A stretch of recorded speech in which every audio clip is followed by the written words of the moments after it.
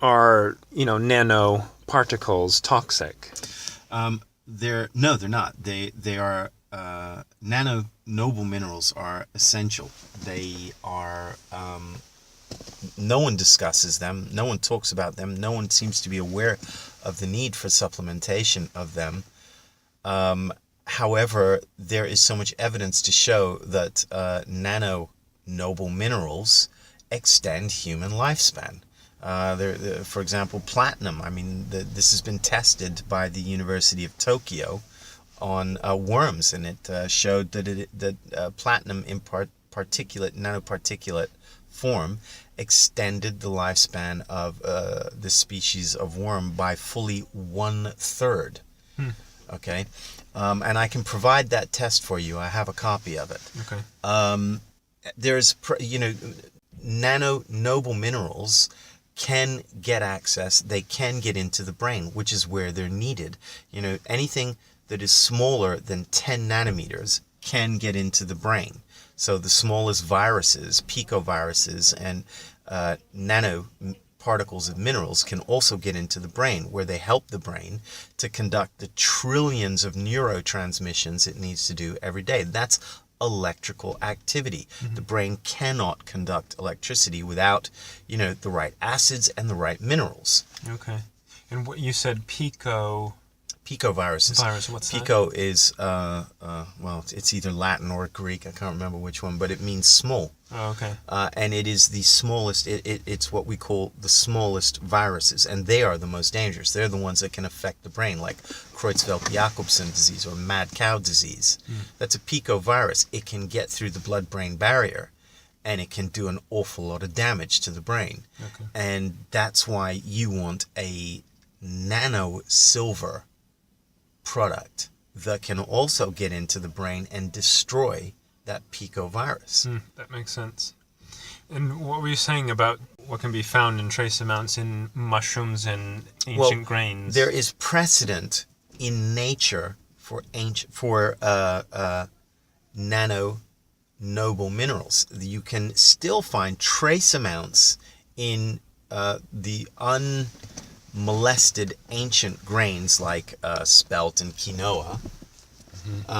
And mushrooms. You can still find these noble minerals in nanoparticle size in ancient grains and mushrooms, certain species of mushrooms. But yeah, but still only in the tiniest amounts, not even enough to be of that much benefit.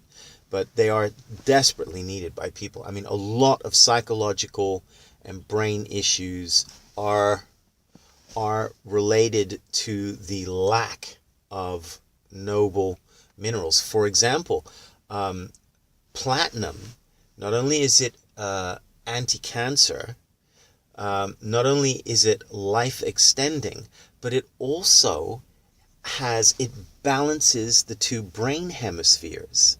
And this is showing benefit for people suffering from dyslexia, because that has been seen to be caused by an imbalance of the brain hemispheres.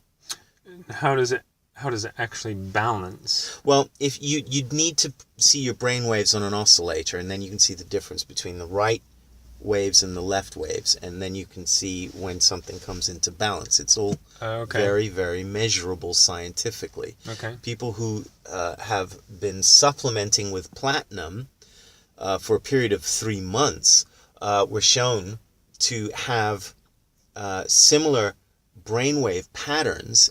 They've been shown to have the same quality of brainwaves as someone who's been meditating for 20 years. And this is from just a few months of supplementation. So that's what I mean by balance, And for example, my daughter-in-law is a dyslexic who I've been giving platinum to, and she's reporting to me that she didn't even realize it, but suddenly she wasn't asking everyone how to spell the simplest words anymore. She could suddenly do it without needing anyone's help.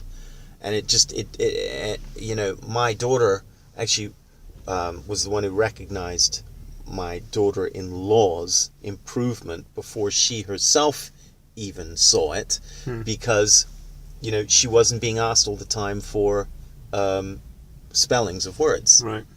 So, you know, it really, this is something of benefit in the real world.